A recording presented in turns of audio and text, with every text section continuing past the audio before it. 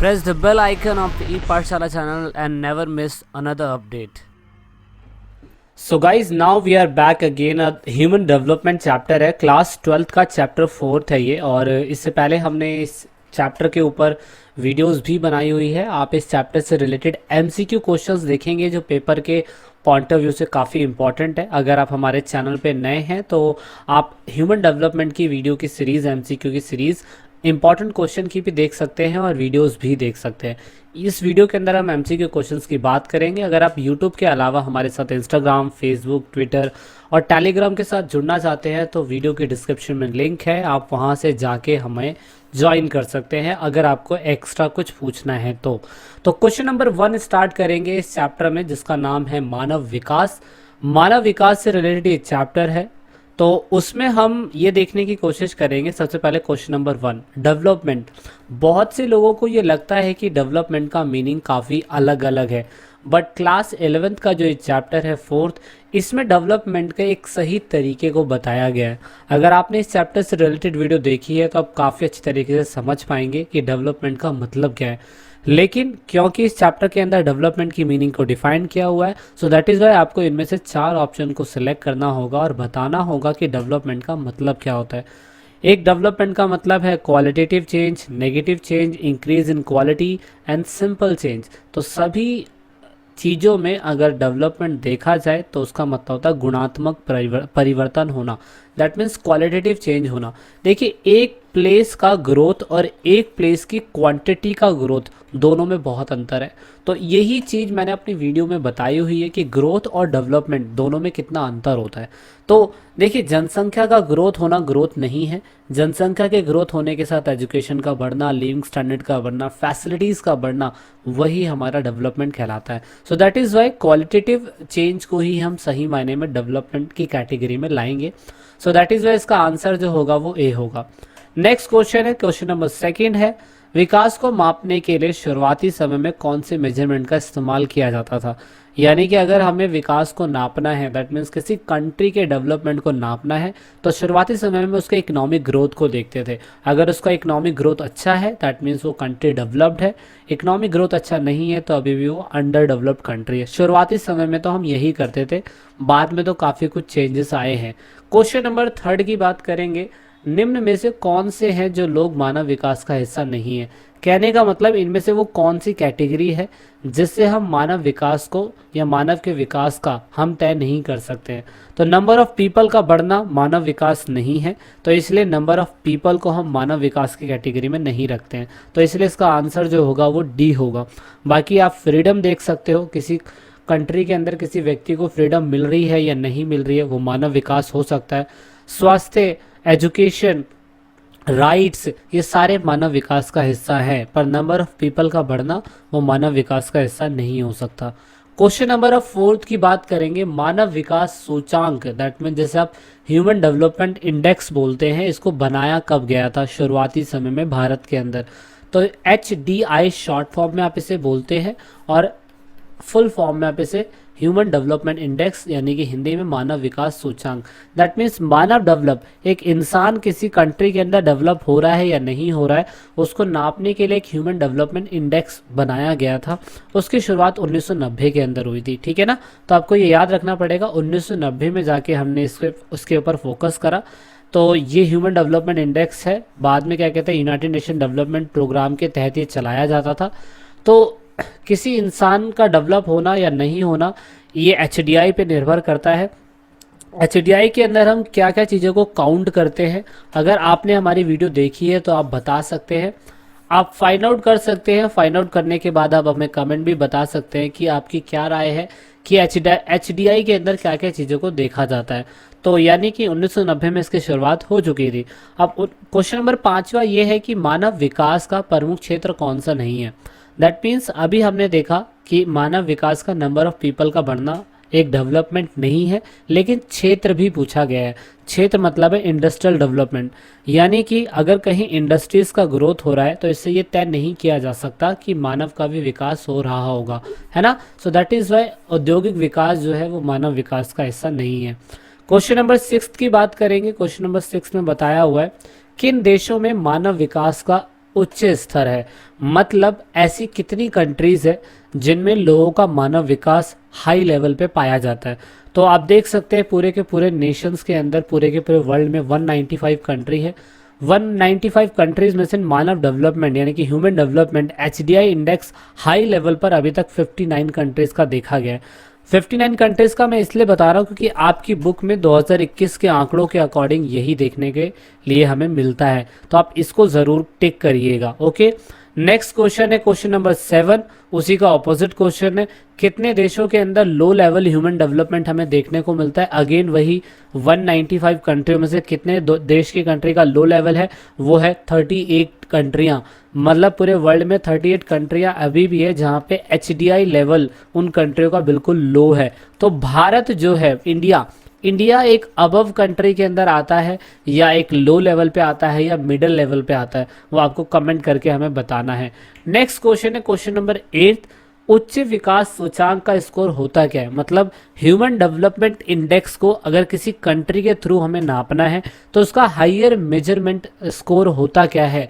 तो आपकी बुक के अकॉर्डिंग बताया हुआ है 0.880, ये पूरा बताया हुआ है। वेरी हाई मतलब 0.880, हाई मतलब 0.71 से लेके 779 तक, मीडियम मतलब 550 से लेके 700, और उससे नीचे 549 से नीचे जितनी भी कंट्री है वो सारी बहुत ही लो लेवल की आती है। तो ऐसी कंट्रियां आप टिक कर सकते हैं। सो नाउ अब हम क्वेश्चन नंबर 9 की बात करेंगे, दुनिया में मानव विकास सूचांक में भारत का क्या दर्जा है। That means human development index के हिसाब से वर्ल्ड में भारत का रैंक जिस लेवल पे आता है वो बहुत ही आश्चर्यजनक है, वो 131 नंबर पे है। यानी कि इसका डेटा हमेशा बदलता रहता है, लेकिन 2021 के अकॉर्डिंग आप ये डेटा लिख सकते हैं, ठीक है ना। तो वैसे भी ये बहुत बदला है, बार बार बदलता रहता है। 2018 के अकॉर्डिंग एचडीआई रेट 130 था, 2019 के अकॉर्डिंग हमारा 0.65 लेवल बन चुका है। इंडिया अभी 131 पोजीशन पे आता है 189 कंट्रीज के अंदर। तो ये आपके लिए आपके हिसाब से कैसा है, मतलब लोगों का जीवन स्तर यहाँ पे इंडिया के अंदर इसके हिसाब से सही है गलत है, आप राय अपनी शेयर जरूर करिएगा कमेंट बॉक्स के अंदर। क्वेश्चन नंबर हम 10 की बात करेंगे, मानव विकास सूचांक के अंदर, ह्यूमन डेवलपमेंट के अंदर, ह्यूमन डेवलपमेंट इंडेक्स के अंदर अगर पूरे विश्व में कंट्री देखी जाए तो फर्स्ट रैंक पे कौन सी कंट्री आती है, वो कंट्री नॉर्वे है। तो बहुत ही इनक्रेडिबल है, फर्स्ट रैंक पे कंट्री जो है नॉर्वे आती है। वो कंट्री बहुत छोटी है लेकिन उनका एचडीआई रेट बहुत ही अच्छा है। नॉर्वे के बाद आयरलैंड है, स्विट्जरलैंड, हांगकांग, आइसलैंड, ऐसी बहुत सारी कंट्रियां हैं जो ह्यूमन डेवलपमेंट लेवल पे बहुत ही आगे है, बहुत ही एडवांस टॉप 5 कंट्रीज में से आती है। लेकिन इंडिया 131 लेवल पे भी फंसा हुआ है। तो इस हिसाब से आप देख सकते हैं कि इनका एचडीआई लेवल बहुत ही ज़्यादा वेरी हाई होगा, है ना। सो बहुत ही इनक्रेडिबल है ये। अब क्वेश्चन नंबर 11 की बात करेंगे, निम्न में से कौन सा विकास सबसे अच्छा वर्णन करता है।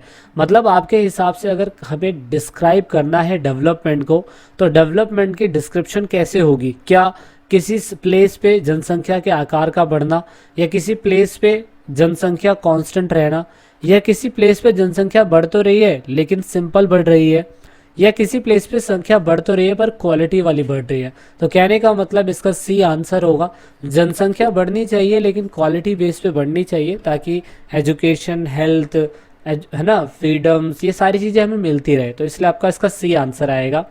क्वेश्चन नंबर 12 की बात कर रहे हैं, निम्न में से कौन से विद्वान ने सबसे पहले इस कॉन्सेप्ट को लेके आया था। तो ये बहुत ही इंपॉर्टेंट क्वेश्चन में से आ सकता है, वेरी वेरी इंपॉर्टेंट क्वेश्चन में से इसलिए बोलूंगा क्योंकि concept of human development index हालांकि 1990 में तो आया था, लेकिन इसको लाने वाले जो व्यक्ति थे डॉक्टर महबूब उल हक, ये पाकिस्तान के एक इकोनॉमिक्स थे, 14th फाइनेंस मिनिस्टर भी रह चुके हैं, रेवेन्यू और इकोनॉमिक अफेयर के ऑफिसर भी रह चुके हैं।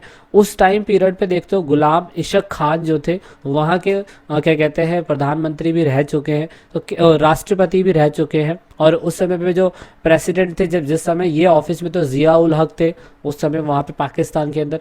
तो इतने बड़े व्यक्ति जिन्होंने ह्यूमन डेवलपमेंट इंडेक्स हमें दिया सामने, वो पाकिस्तान के एक इकोनॉमिस्ट थे। तो ये अपने आप में ही बहुत ही लेजेंडरी बात है। आपको ये चीज़ कैसे लगती है ज़रूर बताइएगा। If you want to get the study material, तो भाई मैं तो आपको रिकमेंड यही करूंगा कि वीडियो के डिस्क्रिप्शन में हमने अपनी राय के अकॉर्डिंग बहुत ही अच्छे सैम्पल पेपर और टॉप 10 क्वेश्चंस बताए हुए, आप उन्हें जाके ज़रूर चेकआउट करिएगा। Next question, question number 13, question number 13 में बताया हुआ है कि भारत के अंदर सबसे अधिक लिटरेसी रेट वाले राज्य कौन से हैं। क्योंकि पॉपुलेशन ग्रोथ का मतलब होता है क्वालिटेटिव ग्रोथ होना, मतलब क्वालिटी के साथ ग्रोथ होना। तो हाईएस्ट लिटरेसी यानी कि पढ़ा लिखा जो राज्य माना जाता है वो कौन सा है, वो Kerala. So everyone knows that सबसे ज़्यादा पढ़ा लिखा जो है केरला है। 14 क्वेश्चन में उसको अपोजिट हमने पूछ लिया है, लोवेस्ट जो है यानी कि सबसे कम वो बिहार है। तो केरला और बिहार आपको उसका अपोजिट याद रखना पड़ेगा। ओके, क्वेश्चन नंबर अब हम बात करेंगे फॉर 15 की।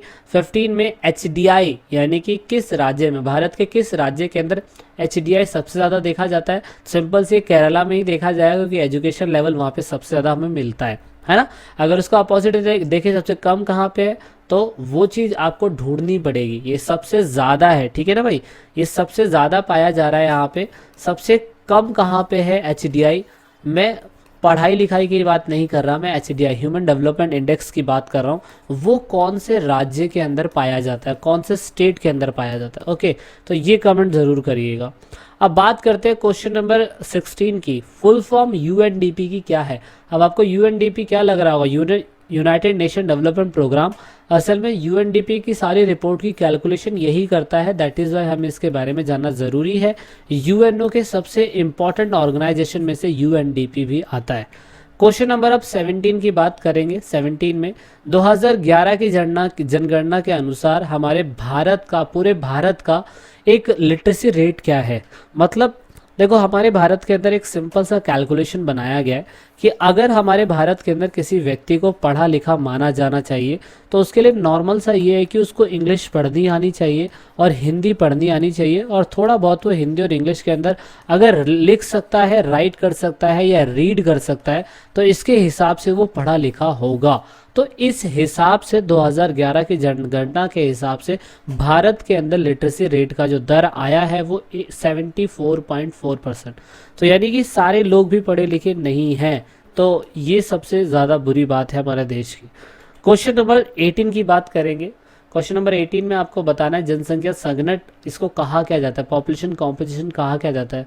तो सही मायने में मेल एंड फीमेल के बीच का मैं कह सकता हूँ कॉम्पोजिशन, यानी कि मेल्स कितने हैं, फीमेल्स कितने हैं, पढ़े लिखे कितने हैं, अनपढ़ कितने हैं, कौन से ऑक्यूपेशन में काम कर रहे हैं, कौन सी एज के बंदे, ये सारे के सारे सेक्स कॉम्पोजिशन के अंदर आते हैं, जैसे हम पॉपुलेशन कॉम्पोजिशन का सबसे इंपॉर्टेंट हिस्सा मानते हैं।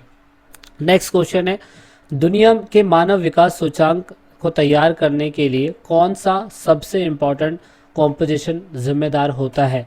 यानी कि जो भी हमने मानव विकास सूचांक देखा, ह्यूमन डेवलपमेंट इंडेक्स देखा, उसको तैयार कौन करता है, यूएनडीपी, है ना। तो ये मैंने अभी भी बताया आपको, हमने अपनी वीडियो के अंदर बताया था कि एचडीआई को मेजर करने के लिए 3 सबसे इम्पॉर्टेंट चीज़ें हैं, वो कौन कौन सी है फाइंड आउट करिए। अगर आपने वीडियो देखी है तो वीडियो देखिए, आपको उधर से भी मिल जाएगा।